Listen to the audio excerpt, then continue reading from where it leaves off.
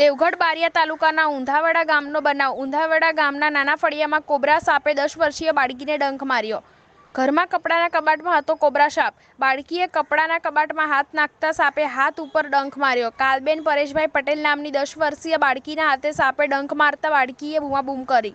બાળકીના પરિવાર જ બાળકીને લઈ સારવાર અર્થે હોસ્પિટલ પહોંચ્યા। બાળકીને પ્રાથમિક સારવાર આપ્યા બાદ વધુ સારવાર અર્થે દાહોદ ઝાયડસ હોસ્પિટલ ખાતે ખસેડાઈ।